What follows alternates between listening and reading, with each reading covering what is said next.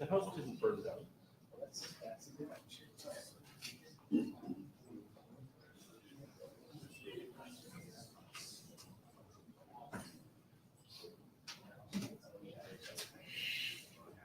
That's how you fix these things that way.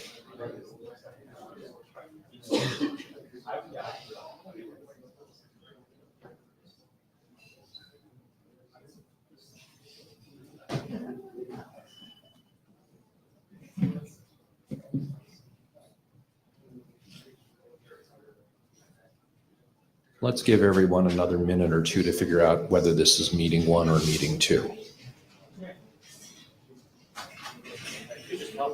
What? Well, yeah, but there's no signage outside, so. Oh, I'm sorry, there's signage not in the obvious place, so.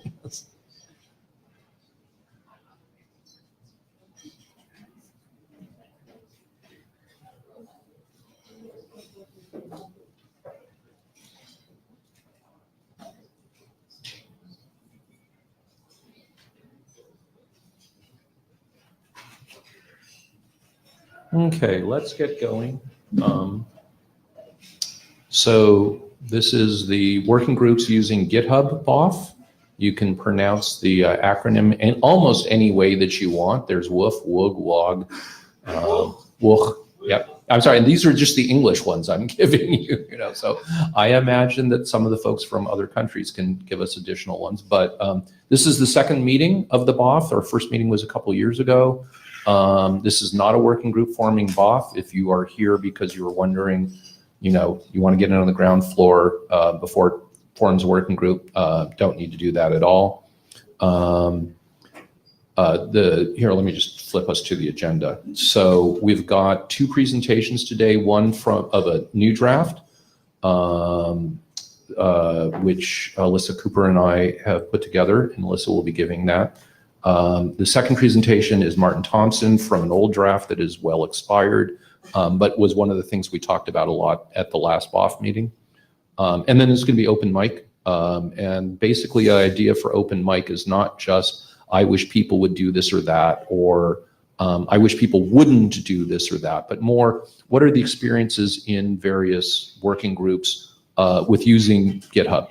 The idea here is not that, GitHub, at least in the way we're thinking currently, is not going to ever be required for working groups. It's never going to be prohibited. It's a tool that working groups can use. And different working groups we know, and I'm saying the same thing I said at the last BOF. Some working groups use GitHub radically differently than others. So this is a way of sharing experiences, hopefully mostly best practices. There are some worst practices, or like this working group is doing this and we decided we really want to stop doing it and do something else. That's all very good fodder for the open mic. This is definitely an open mic whose intention is we want people to listen so that they can do better things in their working groups. We have a minutes taker. Thank you, David Lawrence. We have a Jabber scribe. Thank you, Dan York. We've got a couple people on Medico in case they jump in. I guess I'll ask, does anyone want to bash the agenda? But I sort of assume anything that would be agenda bashing would just appear in open mic. Thank you for, Heather, when you got up, I thought you were about to agenda bash, which would have made me have to type on slides a lot, so thank you. Okay, Alyssa, why don't you start us off?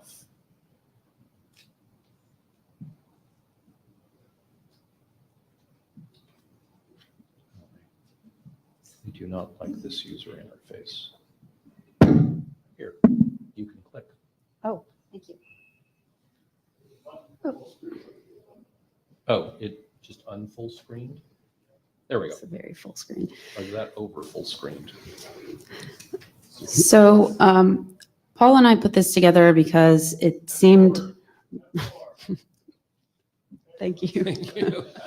I mean, it's very big anyway. So Paul and I put this draft together because it seemed like, well, I know that I was getting a lot of questions from people who participate in working groups that haven't gone in as deeply on the GitHub train and were wondering about tooling support or naming conventions, like what's the state of play with using GitHub in IETF working groups? And obviously there's a diversity of different practices out there among existing working groups who do use GitHub very heavily, but it was starting to seem like if we could adopt some uniform conventions and potentially tooling to help make it easier for new working groups to start using GitHub, that might be a useful thing to do, and also that the community might feel a little bit more comfortable with that now that we've had more experience with it than we had at IETF 98 the last time we had this BOF.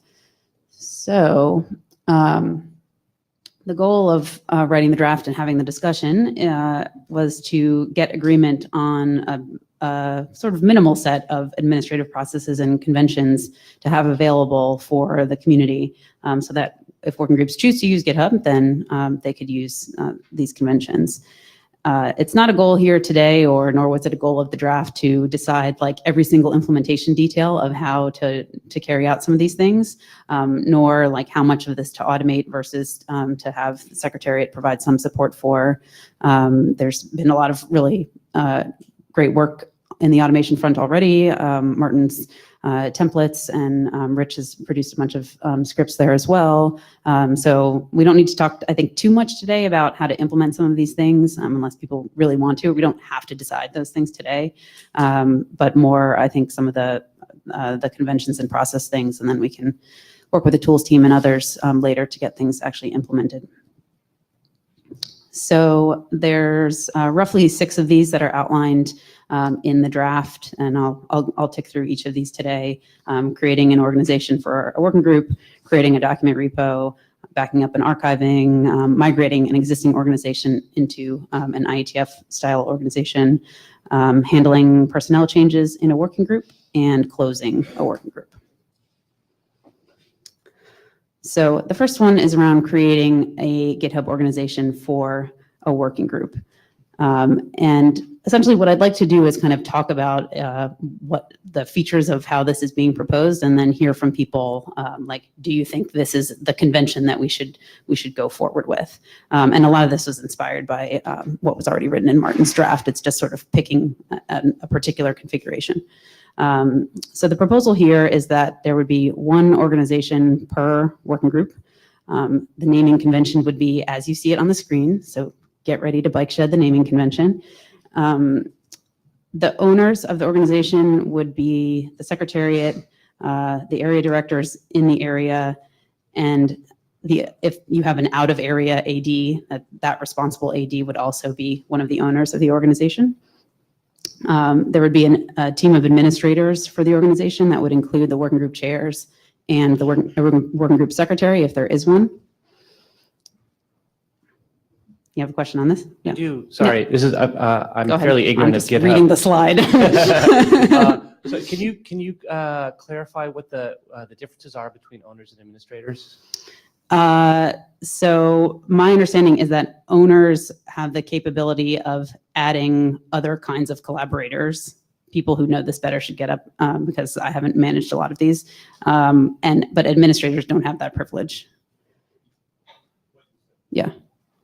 So owners can add administrators? Is that the? Yes. Seems like not.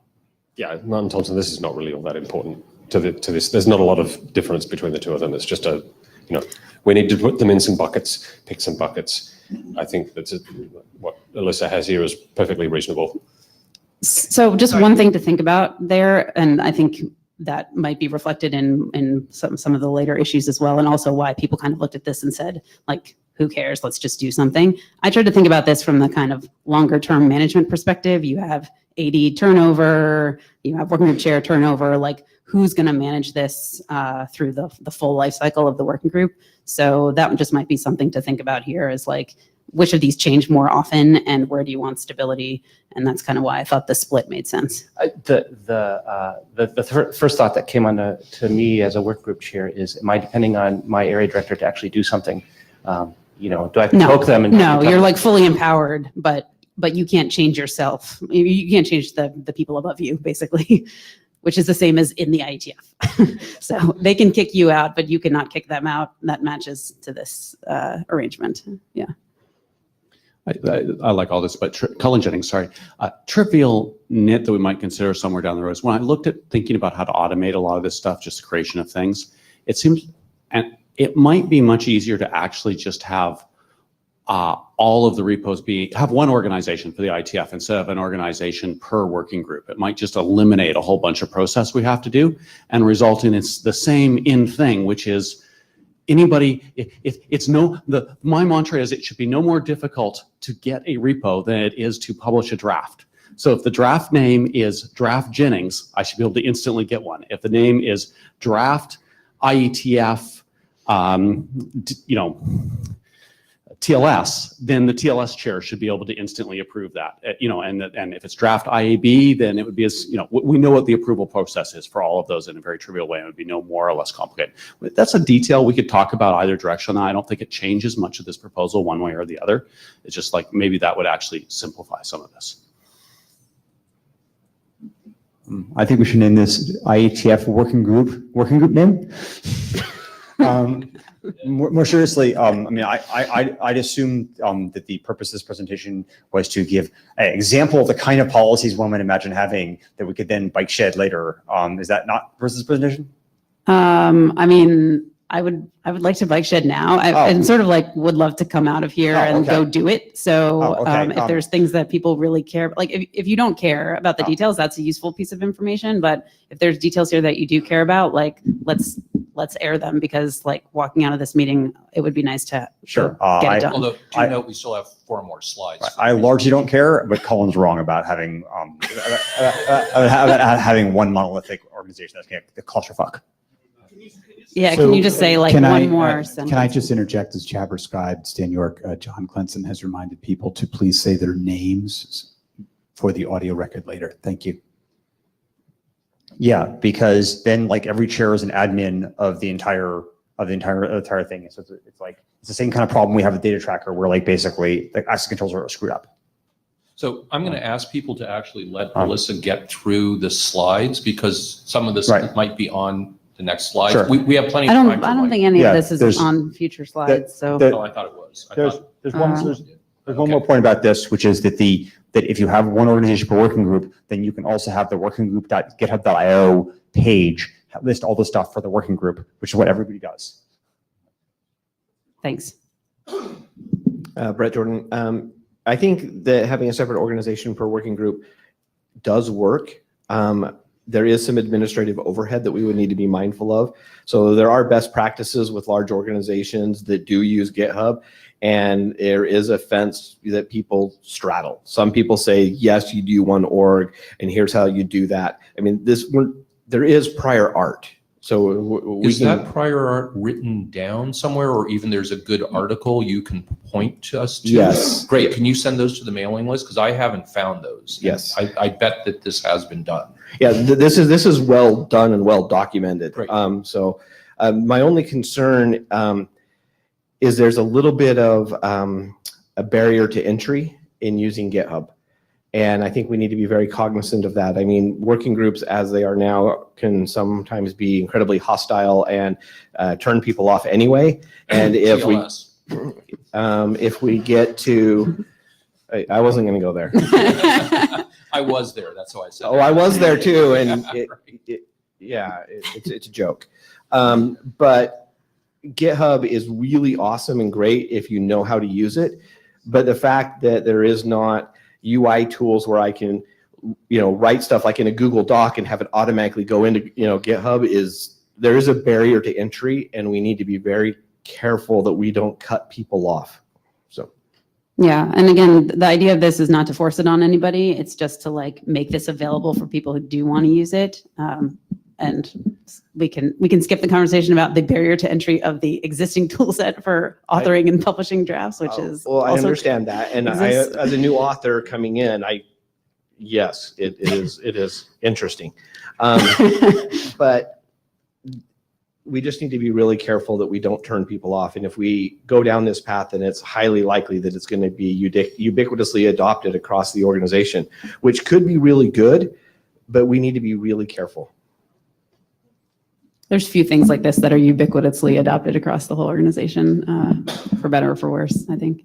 Yeah. So Martin Thompson, I think I agree with Eka to a certain extent. I think what Cullen suggested here was interesting, but if we look at the principles that we need to keep in this and how you might implement those principles, this is the conclusion that I got to. There's a certain value in having a degree of autonomy on the part of the working groups. The working group chairs do need to be able to approve new repositories and manage users and assign people to groups. And one of the things that gets kind of unwieldy in a large organization, particularly with a large number of drafts and a lot of things coming in and out, is those things don't happen.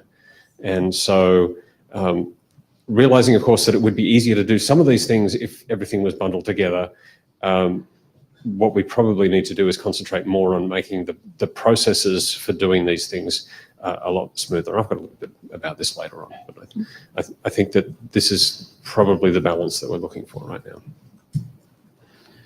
Mark Nottingham, please don't put it all in one organization.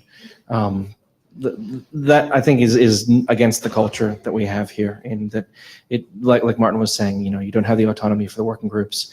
It makes things a lot more difficult to fit what you're doing to an individual working group, besides the whole GitHub pages issue, which I think is an important one as well. I think that when people bring that up, some or many of the concerns that they have in mind when they do that could be addressed with other tools. So if we collect better metadata in the data tracker to more intelligently link into GitHub at the appropriate places, the W3C has a lot of practices around there where they build whole tool chains around it. And you put a little file, like a dot file in your repo that contains a bunch of metadata, and then you scrape that, and then you can build lots of interesting views of what the working group's doing based on that. So I'd encourage us to think in that way, in a more kind of loosely connected way, rather than saying everyone must be in this organization. I'm clear. I'm fine with that being multiple orgs. I think the people who spoke to it were sort of reflected some lack of knowledge about GitHub on that topic, given how the actual GitHub pages work. Attached to repos, each working group would have its own repo. But yes, you can. You can also have one for a repo. So I think that the important thing to me is that it's automatable and it happens, that I don't have to track down a chair to get my damn thing approved, that just is there.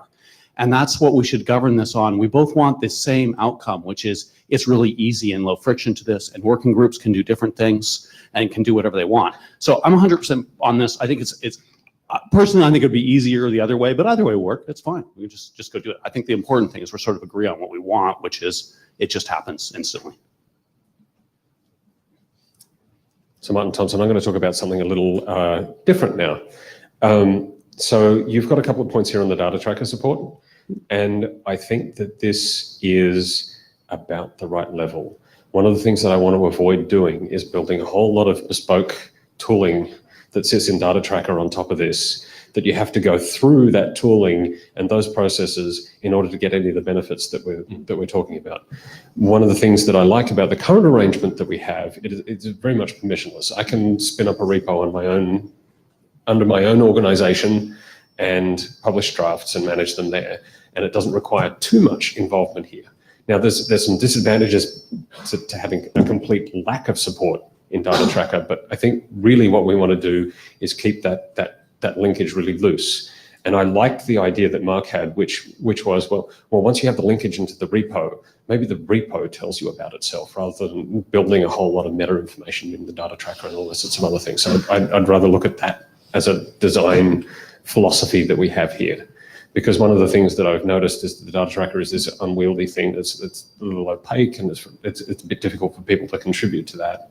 Whereas if you put things under their own control, then things just work nicely. Yeah, I've been sort of thinking of it as like, because you already need to use the data tracker interface to instantiate things in the first place, like when you're chartering the working group, right? So like naturally that would be a time where it would be useful if you could have this automatically created at the chartering time, and you have to use the data tracker anyway. But otherwise, like having things incoming from the repo makes a lot more sense. Yeah, I guess I want to sort of slightly resist this last bullet about org value creation. There are basically two tasks that require administration, right? One is creation of organizations at working group time or other things, and the second is creation of draft repos for the individual drafts. I notice you don't say like whether you're going to have one draft per repo, but I think that is the right convention. I think we should. Good. So I guess what I would say is like, I know people love to like prescribe things at IETF, but like the Secretariat ought to arrange for, there's a button you can press that causes orgs to be created and draft repos to be created. And if they wish to do that by having data tracker support, then fantastic. And if they wish to do it by having people do it by hand, but according to some script, then also fantastic. Like that's like a cost benefit question that like we do not need to get involved in as long as it appears to be the case that is automatic, that is relatively fast automatic from your perspective. Okay. Mark Donahue, just one more thing. In terms of the data tracker support, to me, step 0 in all of this should be for data tracker and tools to make sure that wherever a working group is not using the other stack of subversion and the track issues list, they don't appear for that working group, because it's very confusing for newcomers to come in and say, oh, look, source, there's nothing there for 5 years or whatever. If a working group is using GitHub, we should make sure that we don't have the other options visible. That's interesting. Thank you. I hadn't thought of that before. Okay, so yeah, we basically talked about the data tracker support items here, which maybe are a little bit debatable. And then the last one here was a suggestion from Mark that is, I guess, pretty widely used in W3C groups and other groups in the IETF, to also potentially have weekly notifications to the working group auto-configured, so you get to see the list of issues and pull requests that have come in the last week. Yeah. That the way this is Joel Halpern from Ericsson. The way that is phrased actually causes me concern, and I don't think you intend to. But the current IETF policy is that the place for discussing topics among the working group is the mailing list. And if it is not there, I have a problem, because I am not in my normal workflow able to follow GitHub stuff. If for working groups I care about, I follow it a lot more than once a week. A weekly summary actually does not hit any useful point. Either there is nothing I need to know there, in which case I don't need to see it, or there's something I need to know there, in which case I need to see it a lot sooner than once a week. So I can't build a model that fits IETF practice for discussion of issues and practicality. So thank you. I think the motivation here was really to just be like additional helpful information for groups that have adapted their model such that they are having issue discussion on GitHub. And as we know, there's like a variety of practices here and well spelled out policies about when things come back to the mailing list and so on and so forth. I don't know where those well spelled out policies are. Right, they're in the GitHub repos of a number of different working groups that are all using this method. So that's all I'm not saying a well is, spelled out IETF policy. Joel, the point of this is not to harmonize any of those. Those are existing practices, right? This is not about like forcing that model on anybody or telling people this is how you do or do not have to do it, because there's like a really wide variety of how people are doing that right now. Some working groups are using GitHub and they have no issue discussion there, right? They just use it as like a place to stick a document before it goes into the ID repo. So all I'm saying is like, this is just meant to be like additional helpful information for people, not to dictate which one of those models that they use. Now you can argue with, you can say that these working groups that have gone off and done this, like this is inconsistent with what we're supposed to be doing in the IETF, but that's like a separate sort of policy discussion than this tooling thing, which is just meant to be a tool. Even if that policy is consistent with IETF, let's assume it is for the moment for discussion. I can't figure out any context in which that weekly email to me would be helpful. But other people can. Okay, Yes, I would like it to be. If I go on vacation, Then if you come could back include in the later. document, and if you Occasionally could it include in happens. the document an explanation of how it is useful, that would be helpful. Okay, yeah, and this isn't even in the document because it came in as a suggestion afterward. You used the V word. I'm not quite sure what that is. The vacation word. I have no idea what that means. That's for other SDOs. Yeah. So I have a lot of experience in doing this with other orgs and very, very large entities that do this. I'm willing to help. And I think I don't care so much about the digests and whether stuff is done on the email list or where it's done in issue trackers or whatever. The thing is, we need to make sure that it's really easy and clear for people that are coming in that don't understand the spaghetti mess of trying to figure out where things are done and how things are done.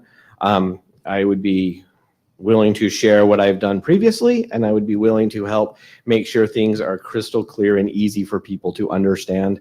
So I think we can do this. It just, once again, it comes down to this usability side, and we don't want to push people away because there's now an additional barrier to entry that they can't figure out. So. Excellent segue, because I'm coming into this as kind of a new What's your person. name? Sorry. Chris Lemons. New person involved, and the working group I was with uses GitHub and also uses the mailing list, and they do so inconsistently. And as a new person, I just assume, there's a GitHub repo, I can open pull requests, I can file issues, whatnot, only to discover after the fact that other people were thinking, oh, well, yeah, he's not having any conversation on the list, he's just ignoring us. And of course, that was not the intent. There was a miscommunication about that. So whether you use the list or you use GitHub or whatever that policy is, if there was some easy way for a working group to spell out what expectations were for folks that come in, I suspect that some sort of a two-way connection will be useful for some, but maybe not all groups. Because in some cases, it was just a lack of awareness. Well, I didn't see you open the PR. Okay, well, that's fine. If it had sent a message to the mailing list, that might have been useful. And so clarity is just key here. I don't think you're going to find a one-size-fits-all. But there is a huge population of folks that live and die by GitHub, and they love their GitHub issues. I'm one of them, and please don't take them away. So we're about 10 minutes left. Okay, yeah, and I was going to ask Martin, do you have a section of your talk today which is going to focus on this or not? No. Okay, then we'll talk about it now. So, Mark Nottingham. So in the HTTP working group and then later the Quick working group, excuse me, we spent a considerable amount of time figuring this out. If it's helpful, maybe if we have time later in the session, I can go through the current iteration of the HTTP working group contributing document, because that lays out the terms of contribution and answers a lot of these questions. It's been through a number of iterations, so hopefully that might help clarify or maybe make people even angrier. I don't know which. But regarding the mailing list issue, I just want to point out that I've had very similar feedback from people on the other side who say they cannot engage in a mailing list. They don't have time to do it. They're implementers, and they find it much, much more effective to engage in GitHub. So to a degree, this is really a cultural issue, and I don't think we can just say we have to do it on mailing lists, because that's excluding a lot of people. We have to come to some happy medium where everybody can participate in a reasonable way, but that might mean making some trade-offs. Well, I mean, I think that's true, except within the bounds of what we have established that we do in the IETF in terms of calling consensus and whatnot, right? Yeah.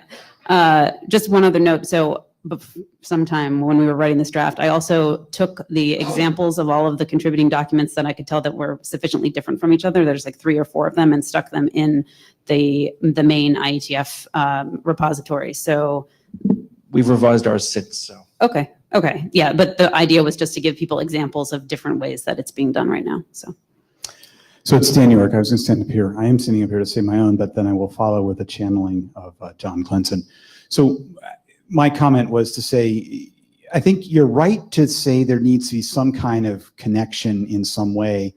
And also, I think there's a larger issue, which Martin and I talked about, and he hit on briefly in his thing too, that one of the challenges I think we need to figure out is how to help people find the conversations about some of these different topics. Because historically, when it's all been mailing lists, you could just go to the mailing list archive and you'd find it.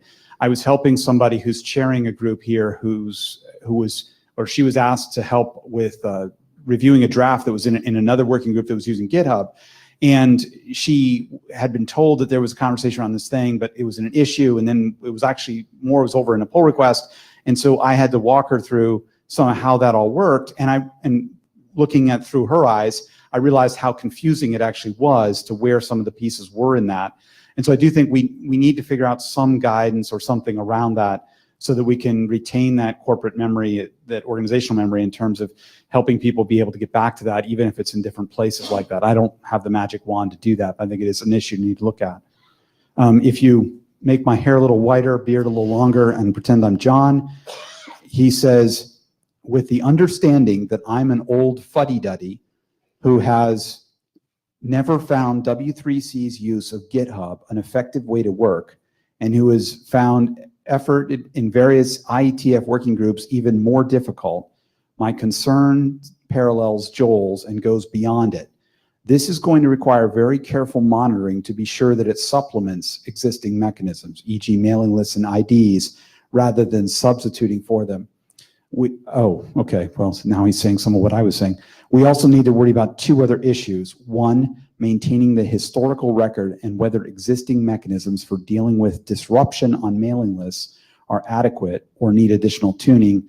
And two, it is important to our process that someone be able to casually follow developments in a working group rather than actively and continually participate in a discussion. And GitHub can make that very difficult unless great care is used. Thanks. There is a later slide on backup and archival, so we'll talk about the history stuff. Harald Alström, relaying some experience. The W3C working group that caused the tool on the last line to be created was mine. So I suppose I shouldn't be accusing Joel of a stunning lack of imagination, but we have actually found it quite useful. We tried a few combinations, and some of them definitely don't work. At the moment, we're running with a combination of notifying of new issues on the list, which is the one being an old fuddy-duddy. I personally use to figure out that I have to go look at issues, and a weekly digest that tells you, oh, someone has updated an issue and I didn't see it. Oh, I have to go look at that. It's actually important that those automatic messages to the list contain links. So, but I wouldn't say it works well, but it seems to be working for us. Having a crowd of people, some of which wonder what a mailing list is, and some of us who wonder what GitHub is. So, yeah, it kind of works. We get things done. And weekly activity digests is one of the components that I wouldn't say is critical to make it work, but it makes it flow. Thanks. Eric Ving, just one comment and out of this slide. As a working group chair, I would be more than happy to use the tool, like you described. As an IETF author of 2 IPv6 only draft, I will be ashamed to push my draft on an IPv4 only system, though. Thank you. I'm glad you came to the mic. Yeah, got that in. I did it just on the. Yeah. And the other point, when we push a draft there, will you have something like a Jarvis job, checking with XML to RSC the syntax of XML? This is part of the tooling already. Yeah. Okay. Yeah. That's actually. Yeah. Martin's stuff's got continuous integrate. Oh, sorry, Rich Sauls. Martin's stuff's got continuous integration builds, so that actually by the time you post it to the data tracker, you're guaranteed to pass, ID nits and all of that. The point I want to make is I think it's not that this is better or worse, but it's different. And as we're talking about, IETF participation dropping, right? We're below 1,000 this time around, and you look at the potential people on, the GitHub population. We really should be making an outreach and getting people that have never come before, and they can scroll through, oh, look, here's an IETF. These guys are defining HTTP. I care about that. So don't be scared. Actually, this is a bullet point that's important that got missed, which is automatic setup of the CI jobs. That's actually probably the most unpleasant part of the entire operation.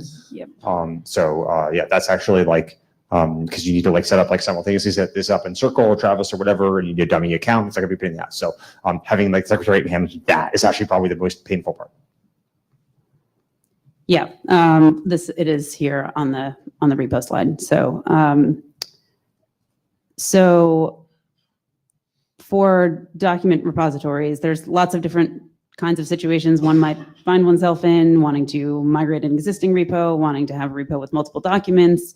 Again, thinking about like minimal requirements, the proposal in the draft here was the part that we would kind of support and automate would be the creation of a document repository for a single document. That's kind of the boundary of the use case. So, you know, any administrator of the org could request this creation. The collaborators would be the document authors. The name would be the draft name, and then it would be automatically configured with, you know, skeleton draft file, all the boilerplate documents that you would need. We could talk about what goes in that contributing file. You know, some sort of boilerplate one, and CI support. Yes. Jonathan, the next. I feel like it would also be useful if the same tooling could be used to create an individual submission in your own organization, which could then be forked into the working group if it becomes accepted as a working group document, so that, you know, you can keep the pre-acceptance history and all that. How easy is this tooling to point at something that isn't an IETF? I mean, the tooling is the same, right? Like this is effectively what Martin's tools already do. Including all the stuff about, you know, the automating the continuous integration, which apparently that's all. That's the part that's already done. The part that isn't done is basically the naming conventions and deciding like who is responsible for this thing. Yeah. So Martin, Tom, there's obviously things that we can do to improve that process, but ultimately, I hope that the process for making an individual draft and making a working group draft are functionally identical. And the process from transitioning from one to the other is relatively straightforward. I've got instructions on how to do that. You just have to go into GitHub and tell it that you give permission to move it somewhere, and it just goes. So I don't think that's particularly challenging either. So there's two things we're talking about GitHub, Cullen Jennings again. There is the draft document, of course, which is easy with everything you just said. But it turns out the part that's far more sticky and harder to deal with is all of the issues and the PRs and the comments and all of that stuff, which you don't want to lose that history as you move from one to the other. And I think that's, you know, again, was one of the things that drove my previous comments is, you know, how do we set this up so that the individual repos, you know, that all just happens and comes across. I think it's critical that we don't lose that however we do it. And everyone says it works just fine. Everyone has a view of how this will work. And as long as we did it exactly the way they were thinking, it would work just fine. But there's about 5 different views of what would work just fine. If you just read Martin's tooling, it makes it very clear. As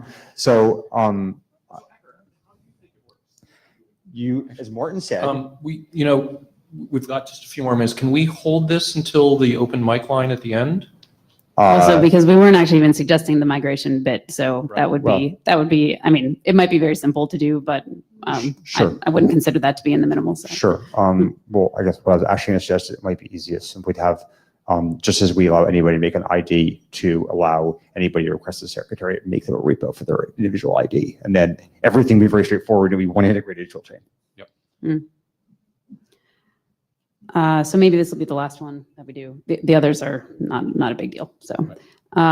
but I know that. Yep. I'm sorry, Daniel, could you go back to that one? Mhm. I'm sorry. I guess maybe I too need that, how easy it is, because I create my drafts in my own individual repos. And then if one is to become adopted as a working group, that repo needs to move in this environment, or it would be a new repo created in the working group organization. So then how does my content move from one place to the other? Martin's showing me his, okay, look at that, adopting it, transfer the repository. There we go. Okay. But this I think points to another point. I think as I look through Martin's materials, we do need kind of clear, concise guidelines for new users to GitHub or new authors about the way some of this works, because it's not entirely clear for people getting started in it. Yep, definitely. More on this? You can go back to backups. Okay. So I have something here. It's terrible due to various constraints. If we had fewer of those constraints, then this would be better. I've also got. Can you elaborate? So sorry. The process that I currently have for doing this is that every time you make a commit to the repo, it runs the CI job. And as part of running that CI job, it determines whether or not it's been enough time has elapsed since the last time it backed up. and it'll make a backup. Unfortunately, it collects too much information that's not really all that useful. It's in a format that's not particularly ideal, but it is still all there. And I do have a tool to render the issues that were open, and you can query and do a bunch of other things, all of which you can do offline if you have a copy of the repo. So there's some advantages to this tooling, but it's also, I'll acknowledge, not exactly perfect. You don't get the full discussion history because crawling through all of that would take too much time. And it's also already quite big for Quick, for instance, but it's all there. So having a workflow that's similar to that would be kind of ideal, but there's a few things we could do to improve it. Okay. Go ahead. Actually, I've got an agenda bash, so I think I'm going to let you finish your presentation and then Okay. hang it up. We're definitely over time so far, and we haven't gotten Martin up yet, so. Okay, yeah. So I think, I mean, maybe Paul, if you want to speak to this, but when we sort of threw some things into this draft as potential suggestions with not a lot to back them up. So I think this is definitely an area that we need to address if we're going to go out and say, here's a tool set for people to use. And this was just our initial thinking on that. So actually Paul's initial thinking, because I had no idea. So, so how are we doing? The last three are, again, these more sort of long-term, like if we have an existing organization, an existing working group that wants to like have its privileges and name adopted into this convention, that might be a good thing to do. When there's personnel changes in a working group, it would be nice if those were automatically reflected in the relevant organizations, or they actually need to be, right? Like we don't want to maintain people with privileges over things that they're not supposed to have anymore. So we need to mirror the organization that we have in the IETF in the GitHub organization. And then same thing for closing, right? We want to have some wrap up process, which is, consistent over time, so that we don't have repos sitting out there that appear to still be open when we've closed the working groups. Okay, so that was last slide. Would you archive the repos? Yes, So GitHub has the ability to explicitly archive things. not necessarily, but Well- we would make sure they were I would want. I'm sorry, I don't mean the sense of save a copy. I mean the sense of there is a process in GitHub where you press a button and it doesn't take any more input. But it keeps it there That's for a thought. reference. That's a thought. Please bring that to the list. And if that state is explicit, you can see it as a user. So. It's a good idea. Sure, if you want to agenda bash. So I am, so in my working group, there's some folks who are using a private GitHub repo to work on a couple of working group documents. I'm kind of stalling doing anything with it until this makes progress. And so in the meantime, I've been kind of watching it a little bit, but I'm a novice GitHub user. So, but I'm sensitive to the comment I think that Joel and John raised, which is the notion of being allowing people to who aren't deep in the development of a document try to understand what the issues that are being discussed, so they can figure out whether they have any concerns or not. You know, it's one of the big values of what happens in the IETF is the cross-disciplinary contributions, right? And so we want people to be able to see that. And so I've heard some mention that there are tools and people have ways of doing with it. But I glanced at Martin's slides to see if it was already on the agenda, and it doesn't look like he addresses it specifically, but Brett said that he had some examples of that. And I think that that's actually, to me, that's a really important part of the story that I haven't really heard a satisfactory answer. And so if somebody has stuff that works, to address that specific point, I'd really like to see like maybe a short demo here, because otherwise I'm gonna walk out of this still uncertain whether it's a good idea for my working group. Okay. So if we have time on that, by the end, and someone can come up and plug in, that would be great. And there's a recording of Martin previously demoing it, right? From last the meeting. last session I did the working group chairs lunch, and I went through a bunch more detail. Yeah. I didn't think that really addressed I'm not deep into the working group, and I want to try to understand what the. Understood. I think there's some work to be done there. Yeah. Okay. So. I think that goes on, actually, that's part of that should go on the list of the stuff that we're talking about here, that we may need some tools. You probably share with everyone. Well, I'm sorry, and I'm trying to get this slide didn't actually update. in the slides that are in the set, I actually have the URL for the mailing list, getting this going on the mailing list. We obviously have been hearing a lot right now, getting those things going on the mailing list ASAP, since we now have a large new group, list of things, I think would be really good. So I think one of the things that we need to make sure that we don't get confused about is it is true that it can be very hard to follow discussion on GitHub. It's also tricky, quite hard to follow discussion on the mailing list. I think it's important not to get confused about the fact that part of the problem is just volume, and that GitHub has caused like an enormous upsurge of participation and of small participation on individual things, like, here are 3-line changes, and that causes a lot more traffic and a lot more stuff going on than your ordinary mailing list traffic would be. Like ordinarily, like I would make hundreds of changes as an editor and then just land a new ID, as opposed to you can track every single comment I make, comment change I make. And so, like, on the one hand, this comes with you get like enormously more transparency and enormously more like engagement from people outside the IETF, and the consequence is like an enormous amount of traffic gets to follow on the mailing list or on GitHub in notifications. So it's important not to get too right on the ass on the tooling, because what we're partly seeing is just like a change in like engagement level as well.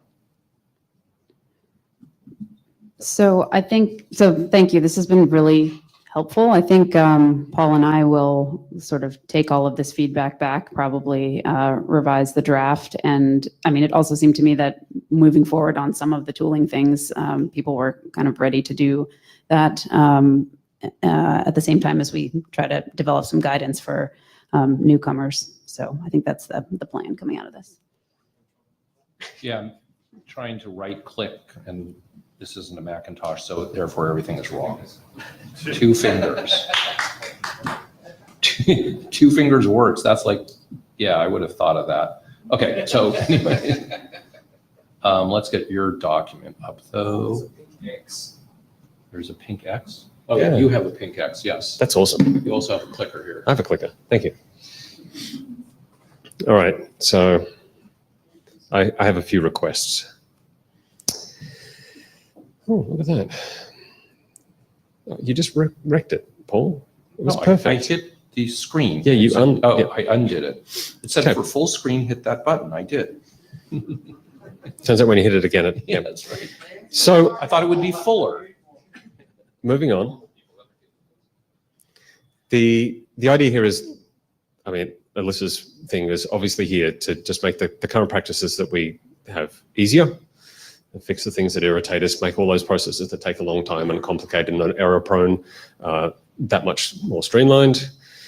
I'm also wondering whether or not there's some guidance that we can give to those people taking those practices, so that new people can take it into their working groups without having to relearn all of the things that we've learned over time. I think there's some good examples of working groups that have been quite successful at this. And the last one is, we're not going to force anyone to do any particular thing. I think that's where we got to in the discussion on the how we structure organizations and how we manage them. And it's probably worth highlighting the fact that if your working group is perfectly comfortable with the way they're working right now, nothing needs to change. But we can probably help people out a little bit without making things worse. So we talked about this one here. I think this is exactly the stuff that we talked about. I do have that point that Aaron pointed to here as the first one. It can be a little daunting getting this thing understood and getting the process going. But ultimately, I think what Alyssa suggested here was really important. Though there may be a variation in ways that people work, it would be really useful to have a particular mode that we think is sort of the best one for whatever it's worth, and pick that one and double down on it and provide a lot of support for people who want to follow that path, which means that people who participate in multiple working groups then are more likely to get a consistent experience in those working groups, and we'll have a larger community of people who can provide advice on what to do in certain circumstances, because there's much more uniform experience across those. Oh, look at that. The draft suggests a number of things. How many organizations, 1 per working group, who owns them, again, same recommendations. how do you maintain this? So a thought that I had when writing this up was that the set of owners on a working group and the linkage between those sorts of things could be checked automatically. So if we have the metadata in data tracker and some other things around, we can go, hey, this particular repository is owned by this particular working group, and it has the following set of owners and admins and editors and authors and whatnot. Double check across between the information that's in data tracker and the information that we see in GitHub, and make sure that that's right on an ongoing basis. So that's another idea that perhaps we could automate, and so that someone would get notified when things get a little bit askew. So if there's a change in area directors, we would have a nice list of emails in our inbox that we can look at and say, yes, well, now we have the following actions to do. And the final question, which I didn't have enough space on the line to put a suggestion for, but I think I've gotten an answer from discussions here, is that it would be really kind of nice to have the Secretariat have access to the organizations for the purposes of doing things like Eka's suggestion of being able to create a new repo under the org, things like that. Now, obviously, we'd have to set some parameters around that, but that'd be where I would be thinking on that one. So it would be really nice if we can have a set of boilerplate policies for chairs to pick up. Now, ideally, there's sort of only one of them, but it's quite clear that there's a number of different work modes that people have adopted, but particularly divide between whether you have substantive discussion on GitHub or whether you just use it as a repository for drafts and state, or whether you have the full issue discussion in GitHub and whatnot, and having those policies available so that a chair can just pick it up off the shelf and use one of those would be nice. Ideally, it's one.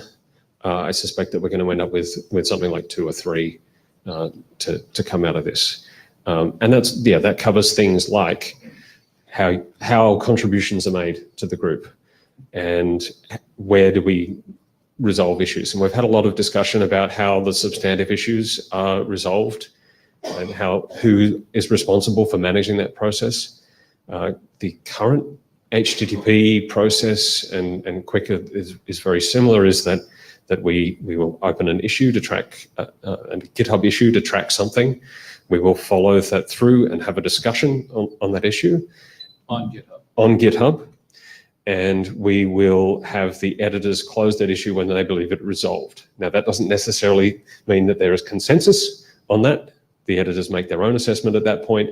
But as a policy, we've found that having the editors of a particular draft responsible for managing everything that happens in that repository has been the best way to move forward. And there's a bit of discussion in the draft, I think, on that as well.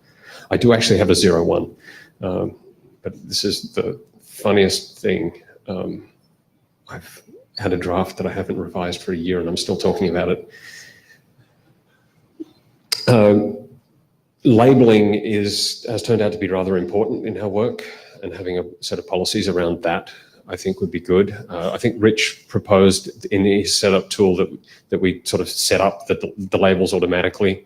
Having consistent labeling conventions would be interesting. There's some discussion to have there around different conventions, perhaps for repos that have multiple drafts in them, as opposed to repos that have single draft in them, because there's an interesting question about how you manage triage of new issues. But that's a discussion that we should have. Dan York. So, when you say labels, you're talking about it for the issues. Yeah. So okay. we manage a large number of issues in Quick, and we're almost up to 2,000 of them now, and we've heavily relied on labels to make sure that we can do that effectively. And I wonder whether or not there is a recommendation we can make for new working groups who haven't got the experience to make their own minds up about what the right policy is for them, about whether we pick a particular path and bless that as well. When you had said earlier, possibly a couple of policies. Right, but we might still pick one of those and say, this is the one we would prefer you use. Maybe. Maybe, I right. can completely see two policies of lightweight and heavyweight Whereas, Right, quick right. and HTTP would certainly fall under heavyweight. And I could certainly see a lightweight one that, for example, didn't use labels. Right. So far, none of the working groups I'm in use labels, and they're okay. And I totally understand how you would die without them.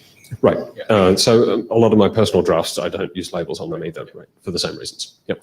Yeah, so I would follow along with that is, having maybe a heavyweight or a simplified version would be really ideal. When it's great when you have conformity with labels, because then people coming in understand what is going on and what do they mean. When everybody has their own little pet peeve of what they want to do and what they don't want to do, and what color schemes or whatever, it's just madness. And you can look at this in a large vendor that produces, lots and lots of products. You have different repos, and when they're all set up individually, as a product manager, it is a nightmare. Yep. So, but I think we have to realize that there's going to be some working groups that are going to be very simplistic, and then there's going to be some that are like quick. And I think, this 2 to 3, as you say, I think would be ideal. And realizing like the label structure, we should follow that same view, right? If you're not going to use labels, great, you don't have to use them, but we're going to set up the bare minimum that you need to have. And maybe there's 5, maybe there's 7, some number. And then if you're quick, or something like quick, you're going to have, 15 or 20 or whatever they are, but we should define those so that there's constancy and, ease for people that are coming in. And that's my soapbox, is people coming in need to be able to understand what in the default form we're doing. And so I think there were recommendations about having a consistent set of labels, even to the point of saying that they're the same color. It's weird that we start talking about these sorts of things, but that's where we've ended up, and it's been really useful having that consistency. The definition of bike shed is the color. Right. Exactly. Yeah, Rich Sauls. I just copied what Mark. He goes along from working group to working group and replicates the structure, so I just scriptified it. Don't get caught up on the labels. It's really trivial to make a label, to delete a label. It's just a category for an issue. You can edit the colors. You can easily migrate all of what used to be called showstopper to resolved really trivially. So just don't worry about it. Yeah, there are good tools for that. Yeah. Mark Nottingham, I'd second that. We have evolved our approach to labels almost constantly. Very incrementally, but there's some practices that go back to the very beginning, like each draft gets a label and it's yellow, and it's just a nice visual clue. And yes, we're talking about color. Yeah. But we've refined it over time. I think that's appropriate. We're still learning. I haven't heard anyone saying, "Oh, the label system is confusing." I have heard a lot of people say, "Thank you, that's helpful." Yeah. Just a point of data: the HTTP core documents have 7 labels. The HTTP extensions, which is probably our most complex repo because it's a multi-document repo, has 27 labels, and most of those are just identifying different documents. And the quick base drafts has 18 labels, of which one is unicorns, exclamation point, offline, we should talk, Martin, my editor. About the number of exclamation points, or It's a nice pink color. Yeah. As well it should be. So that sort of comes to the next point, I think. One of the things we've learned is that it's kind of important to use the mailing list to confirm consensus. Even one of the things that we found was that though GitHub attracts a lot of participation from a certain set of people, it doesn't capture the full breadth of working group participation. And so having that confirmed on the mailing list is hugely valuable, particularly when you don't go there all the time. So if you find that there's a lot of high velocity discussion on the issue tracker, the emails stand out a lot more and they get the attention they deserve, which I think has been really valuable in the discussions, particularly in Quick, where we've had sort of the really complex and meaty discussions on the mailing list. And that's given us the time and space that we have for doing that without really slowing down all of the high velocity work on, where the commas are and all those sorts of other things on the issue tracker, which I thought was really good. We also bring the bigger issues to the mailing list, even though they may have been completely resolved. If we think it's important, we'll surface that on the mailing list, and there's some advice, I think, in the draft that talks about this one.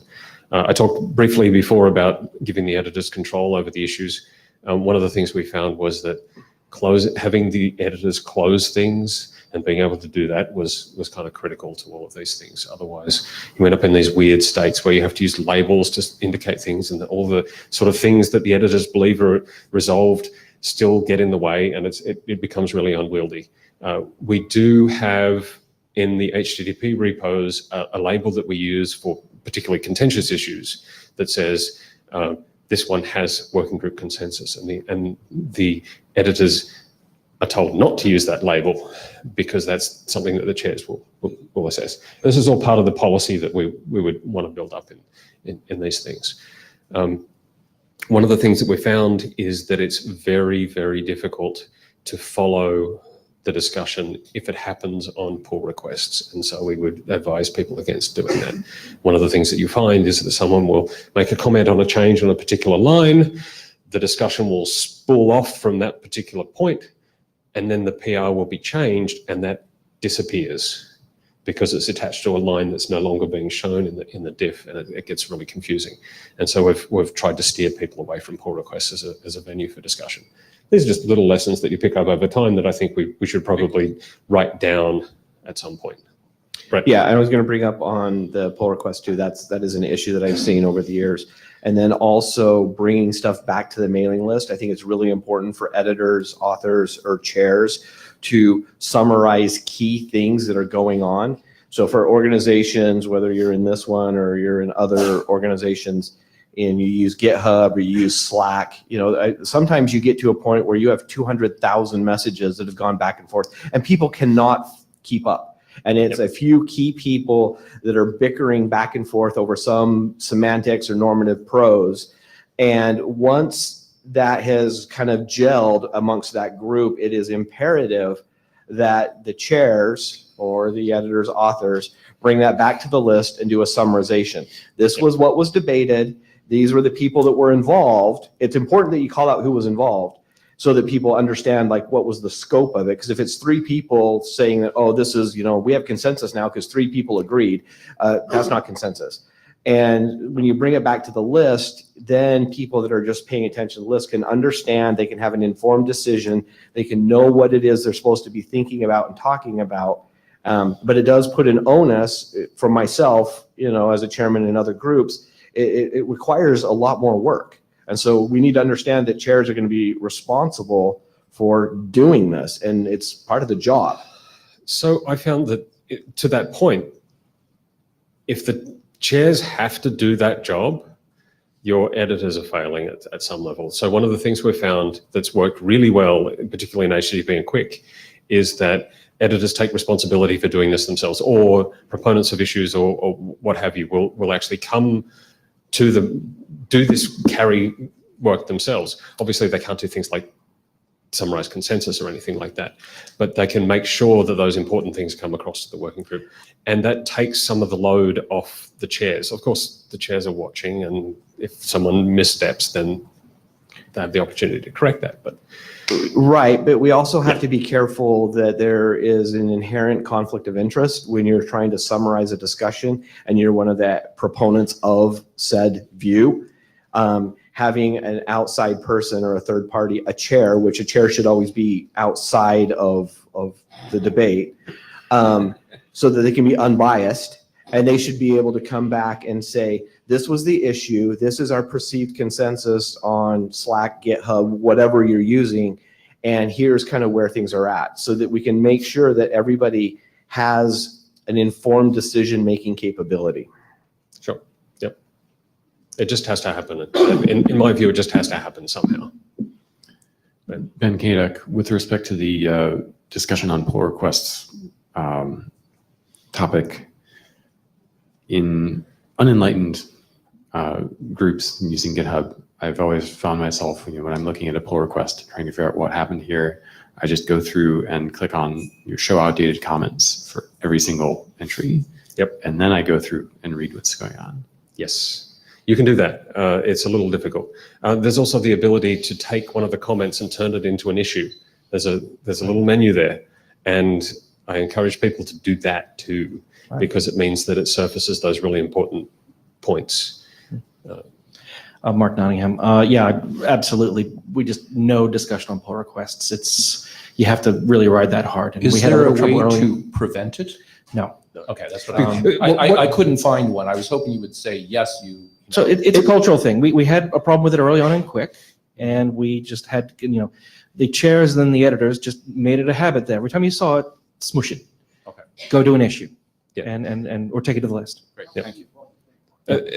You have to be able to comment on the pull request because I want the comma here Yeah. rather than there, and we can have a discussion about what that means.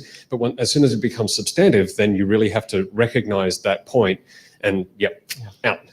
So in terms of the previous discussion about reporting back to the group and keeping people aware of the changes and summarizing consensus, that is something that we've struggled with to various degrees. On the HTTP core drafts, the guys are really good about reporting changes in the document themselves. We used to have a habit of summarizing the changes to the list every time we released a draft. Personally, I would love it if we had tooling that could take the Git commit history and the tags and automatically generate that chunk of text that we can stick into the draft and send to the mailing list with the appropriate links to the diffs and the issues and everything, and it just works. I'm almost there. Because when we were doing H2, I was doing all that manually for every draft as the chair, and it was a freaking nightmare. Tooling would be great there. So my offline backup, if you open the developer tools console, there's like one instruction you can do, and it outputs a change log. I want to get it so I can just either have it pasted into the draft or down at the bottom of the change log. I get that. Or I can paste it. Yeah. But in terms of consensus, I guess we've had this interesting transformation where when we first started doing this, we used the GitHub issues list to record consensus. So we had a has consensus flag, and we had and we did the consensus calls around the issues, and that it's a lot of process around it, and I think we came to a point where we weren't convinced that it was actually helping in terms of consensus. So we've migrated to a much more dynamic, I guess, model where the only place we're using that has consensus flag is when we have a truly contentious issue and we have an explicit consensus call on a list, and we want to remind ourselves that we did that.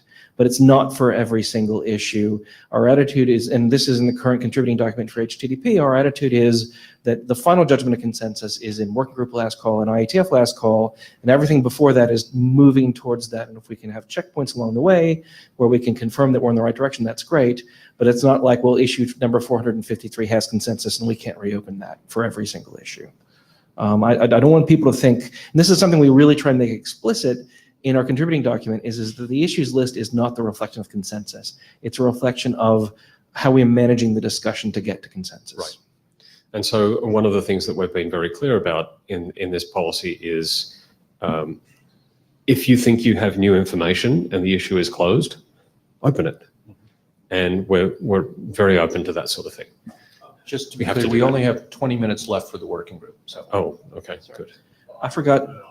BOF, sorry, thank you. BOF, non-working group forming BOF. One other important lesson, which isn't on here, is that using the GitHub pages is a great way, especially for folks who aren't that conversant in GitHub, to give people a set of links and a set of entry points into the work so they understand how to navigate it. And we've done that in HTTP and Quick, and the feedback we've had is good on that. So Mark just led to, it's Dan York. So Mark, you just actually led me to another point I was going to mention. But first, Martin, I think your point about in the pull request, in the PRs, to be able to change the comments into issues, that's definitely the kind of thing we've got to capture and help to less GitHub savvy people to be able to work with in that regard. I think, Mark, to your point, and Martin, you mentioned this in your draft, that about creating going down a little bit more granular here into the individual drafts and creating a text version that people can be able to look at in that way. I think that is something that does need people to be aware of or to understand. I mean, when I do my repos, I save a version of the text copy directly in there. Yeah, don't do that. I do it because it's been the way that I've found in my own individual ones, so that I let people be able to go see it. So they can, if they want to review the draft, they can look at the text version without having to go and take the XML version and go and generate their own type of thing, et cetera. Take a look at the quick repo. We use GitHub Pages. and it's automatically generated. Nice HTML. It's much better. So I guess I would say, again, this is where we need to get guidance for authors or for new authors, especially about how to do this kind of thing. Yep. Because I'll be the honest and say, I don't know how to do that. So, I need somebody to, I'm sure I'll look at your things and be able to figure it out, but we do need to be able to provide people with that kind of thing. Yep. Now, John Clinton must know when I'm about to walk up here and say something, because then he throws something in here at that moment. So pretend I'm John again. Think about that, quote, bickering back and forth, unquote, and trivial editorial changes of the variety for which we historically encouraged private notes to the editors, not working group list discussions, in the context of what it does to the volume and signal noise ratio of any automatic backup and archiving system. Yep. We do want to. Yeah, I think we're going to move on. But they're tagged editorial. All right. So we really are, like, I want to have at least a little bit of the bike time. yeah, what else have we got? Ultimately, we want to make sure that it's easier to do the things that we're doing here. One of the key complaints that I've heard is that people see a draft published and they want to be able to contribute and they don't know how. We need to pave that path. We don't want to put policies around people contributing. We just want to let people open issues and pull requests and what have you, and simply be prepared to deal with the consequences of that. And yes, that sometimes means it's a little bit more noise. And we automate the processes where we validate changes. I think the CI setup that we have has been really valuable in that. Maybe some people aren't happy with the level of sort of pernickety-ness that is being involved there, but I mean, you'll get over it eventually. I think we've already got through most of these ones. I'm going to do this last one as soon as the data tracker actually has the ability to do that. And that will happen automatically for the folks using the tools that I have. I already have tools to make it possible to snapshot the work and upload it to data tracker as an internet draft with a number on it. If people are not familiar with how that works, you tag the repo, you push the tag, and it just happens. You get an email and you have to confirm it. That's part of the authentication we have. And maintaining the readable copies, as we pointed out, is crucial for people who are contributing. I don't think anyone who contributes to Quick on an ongoing basis looks at the internet drafts that are on the data tracker. They look at the editor's copy because it's that much more accessible. All right. Now, because we weren't having a working group forming BOF, here's my idea. Create a working group to work on these policies and develop a list of requirements for what it would take to implement those policies and streamline those policies. And I think that Alyssa might have said exactly the opposite. So it'd be interesting to have this discussion. And she's the AD. She has an opinion too, and I respect that opinion. I respect her being the AD. And so I don't expect this would be particularly complex, but I'm suggesting that perhaps after this session, we knock around a charter and try to work out what the work would look like. But I think there is some work to do here around these policies and sort of normalizing them just a little bit. Because we've I think now reached the point where we've got sufficient experience with what's going on that we can at least take the first cut at this and roll it out a bit more widely and give people an officially blessed work practice and double down on the tools to support that work practice. Right. So Fred Baker, as part of the tooling for that, would we then be setting up an IETF repo or an IETF service? There is an IETF organization already, but if the idea is to go there's a computer running something like GitHub. Oh, no. I'm Fred, you're asking would the would we be IETF asking AMS or whoever to set up a computer? So far, that has not been at all on the table. So we're not going to fix the IPv6 problem. Oh, terrible.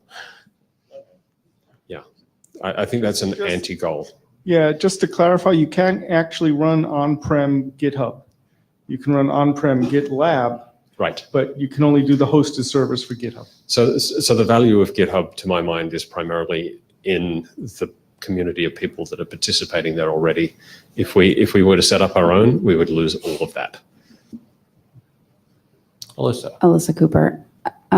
So just to clarify, you're proposing a working group because the thing that you feel like needs some sort of consensus is which set of policies are going to be recommended? Okay. I think a working group also might be useful so we could have an interim. I don't think you can have an interim for a BOF. Wait, there has been an interim BOF before. Didn't you do an interim BOF? Benoit? Anyways, I believe an Some sort of interim would BOF? actually, since No. we're out of time, I think an interim of showing tools and such like that would be useful and such like that. I don't want to have to set up a working group just to have an interim, but yeah. No, I mean, we can have a conference call.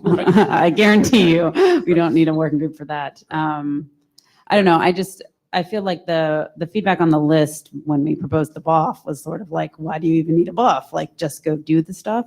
And, spinning up a working group can be done with minimal overhead, but it's still some overhead. So I would like to hear from other people if they think it's needed, or, go write a charter and put it on the list and let's see. But coming into this, I sort of thought people thought even that was overkill. We could just kind of keep talking about it and then go do stuff. This was just a half-baked idea when I was, out of my skull sick. So if this doesn't work, then this doesn't work. I do think that we need to do these things, however that happens. But And I think we need to have consensus on them. right, and so that's why I sort of gravitated more towards the working group side of things. They're supposed to be cheap. If they're not, then maybe we've done something wrong. Yeah, I mean, that matches my view. I mean, we need to do some work, and we need to publish some documents and call consensus on it, and we have some built-in mechanisms for doing that. So we might as well use them clunky though they are. Yeah. And study some stuff. So maybe a study group would be good. Yeah, we'll call it a study group. So you will note that I've not proposed anything here related to the draft that I am talking about. Which is well expired. Well, I didn't talk about that draft when I talked last time either. Yeah, right. But still. Adam Roach, if we're developing a to-do list, I want to point out that I heard in this room, and I think I heard last time also, a desire for better training on GitHub in general and the tools that you built around it. So I might encourage you to consider doing an edu session for working group chairs on a maybe periodic basis, if you're up for it, that walks people through exactly, it's like, this is how you would get the tools, here's how you would create the repo, and I'm going to walk through creating a sample document and sort of show you which buttons to press to make I this happen. actually did that 2 or 3 years ago, and the mic line was similar to this one, which is every slide had 12 people. So that sounds like people were thirsting for knowledge. That sounds extremely useful. Oh, absolutely. But yeah, no, it was as active with working group chairs as it would be with, the edu for beginners. And the session last meeting was pretty well attended and had a great discussion as well. Right. I'm thinking more from a training perspective. These have been exploratory, right? Yes. Sure. This can be open mic. I'm going to go sit down. All right. I'll leave this here though, unless Paul. No, go for it. Good, then I'm the first in line for open mic. Leif Johansson Sundet, has anybody thought to ask the tool team what they think of this? Alyssa, you're anybody. Alyssa Cooper. Yes, in fact, the tools team is coming to the microphone right now, so maybe I can just let him answer. But yeah, we talked to Robert about everything in our draft at least. So. Could we get Henrik a pass on? Oh, and in front and behind. Actually, I just hit the button for Robert. So, Robert? Yeah. So we're paying attention. Okay. Thank you for paying attention. So, Henrik Levkovitz, so it's good that Robert was aware of this. I wasn't. So there is maybe a bit of lack of liaison here anyway. Brett Jordan, I would support if we want to go down the work group path. I think that's fine. I think a deliverable coming out of this, in addition to the policies, is some really crisp, clear documentation for how newcomers, come up to speed on this. Yes, there's going to be bike shedding and people are going to have little, pet peeves with whatever, but we need something that's crisp and clean and easy to use. Otherwise, it's just going to be a nightmare. Dan, you're +1 to that, but also I think there's some other pieces, Martin, you got down before I was going to say it, but Elson, I think there's some things we need to think through too for the individual authors in terms of, just what practices do we want to encourage around tagging, of the repo and pieces like that, and naming of files, just some of the ways that there's, I think, guidance that we can offer to people when they're starting out.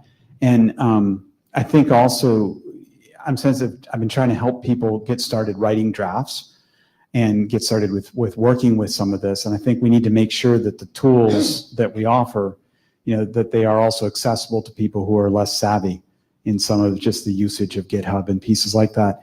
And I think one of the other parts we have to look at too is how do we give people the ability to go and do some of the things they're used to doing, like in data tracker pieces around, for instance, a diff across different files that are in a or different versions of things. Again, to Brett's point, some of that is education and development of the right tools and pieces like that. Martin Nottingham, to the education question, yeah, I think Martin's tools are amazing in their capability, and the one place where I think they fall down is in documentation, and we've talked about this before.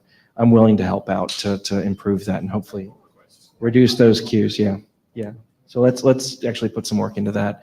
I don't think we can ask Martin to do much more because he's done so much there already. So I would ask you, since you are a working group chair of a group that has actively been using them, and you don't have that many authors active right now in your working group, is to ask the working group to help on that, because these are people who are experienced with them, who know them, and some of them might remember how it sucked to start using them until they got to know it. So, it's sort of like when we say, hey, is there a professor around who has some grad students who can work on this? I would say, are you a working group chair who has participants who might be able to work on that? That's an interesting suggestion. I don't know how I'm going to make that request to my working group members. Well, I can't, because you know that I've run away from your working group multiple times. So. Yeah. Which one are you talking about? I'm a little wary of adding. I think we have to be careful to make sure that what we put in these documents is advice and not hard requirements. And we have to be careful about the advice to make sure that it's actually helping. Mm-hmm. When you get to the level of choosing tags for people or document names, at some point the volume of documentation is going to overcome the reader, and that's where I think we need to cut it off, if not far we before. actually have the current editor of the Dow in the line, so. Okay. Jonathan Lennox, I feel like there might need to be more attention paid towards the end of document lifetimes. I was just going to look to see, I'm still perfectly able to submit issues of pull requests on TLS 1.3, which I imagine would not be appreciated. And the contributing section still says this is how you submit pull requests. Mm-hmm. We absolutely. I have gotten 2 of those in the last 3 months on documents of mine. One of which was an auth 48, but one which was already. Yeah, and then I think the people from the open source community are not used to projects that just says this is done and will not be looked at before 5 years from now, if ever. So there needs to be much clearer thing of saying this is done. We might take it's smaller radigo here. Otherwise, sorry. Yeah. Okay. Great. So we only have 6 minutes left. I want to make sure that Alyssa, who's at the end of the line, who's also the AD, gets the last word. Niels de Noover, University of Amsterdam. In Alyssa's draft, it's mentioned that the GitHub API might possibly allow the backup of issues. Yeah. Maybe we consider that being a must and bringing that in so that we have... Yeah, so the only reason it says maybe is I saw the documentation there. I didn't try it. And so like, you know, if you say I'm doing a backup and you never test it, that's not good, but I will test that.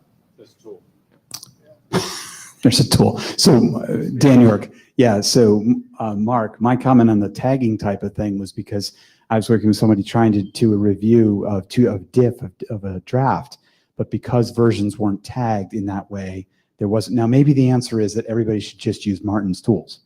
Okay, and so maybe that is the thing that we do.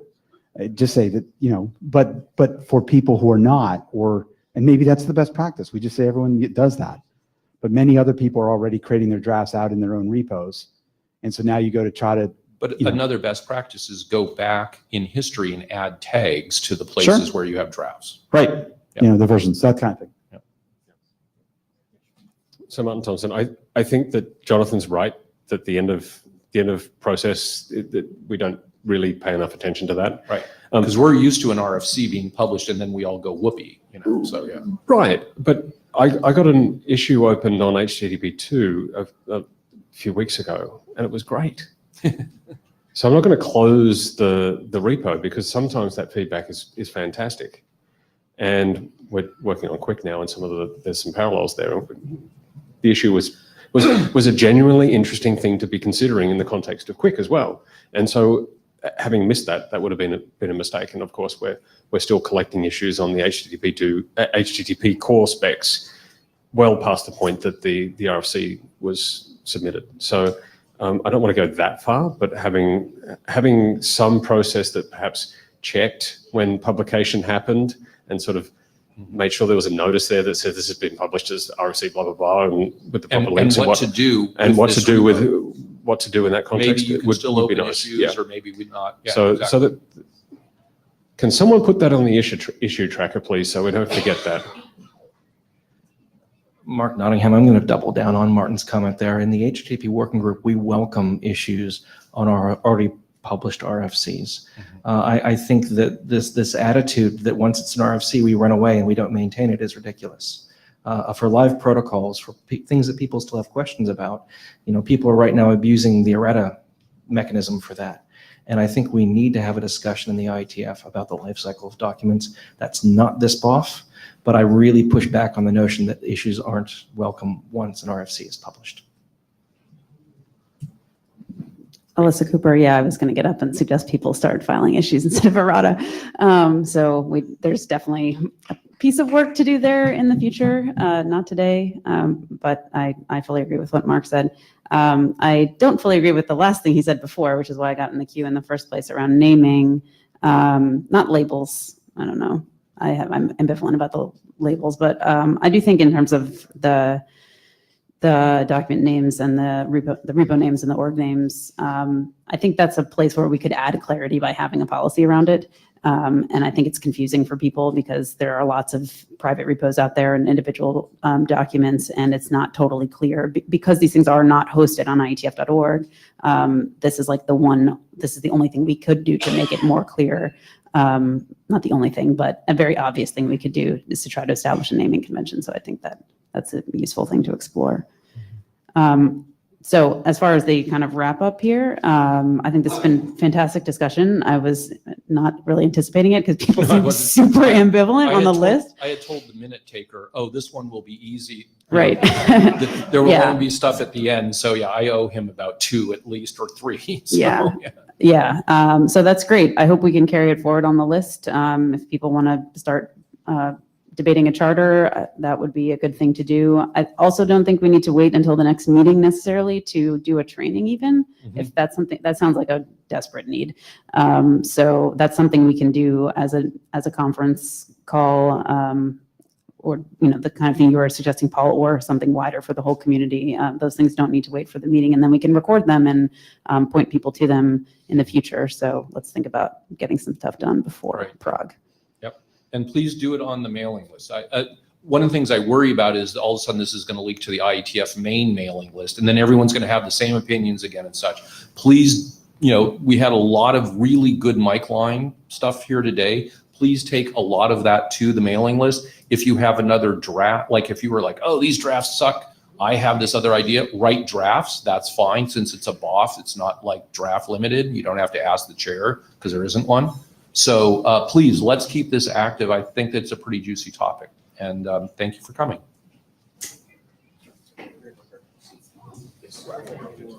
Oh, blue sheets, I know they went around, where are I they? think that falls out. Component falls out from the tools. mostly. And I think it's- Oh, excellent, it's thank like- you. it's fairly obvious. I was wondering when you were. Have all sections in the repo. Yeah, that's what I'm scared we're getting to. That repetitive documentation. Okay, great, that actually might be good to make it a juicy thing. Yeah, I think so. No, I think that. Yeah, and so I'm sure it will happen. Prague is in March. So let's think about how we do I mean, December's dead. January, I think this is still going to be pending, but if we do it for February, that makes sense. So. Right now, it's still has all the instructions for whatever the draft. The signaling is.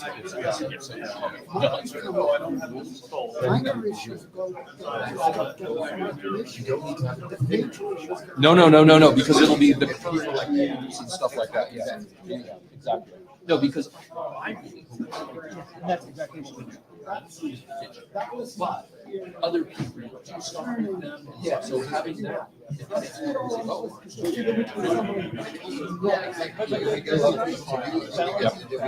I'm taking. No. The draft and the sneak it past, they're gonna look really bad. What workshop? Yeah. We already have that. Yeah, on my yeah. Okay, sounds good. Good.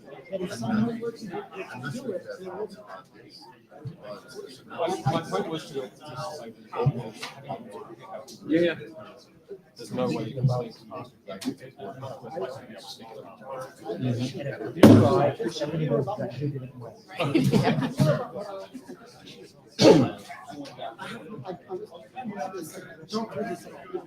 Really, what you should do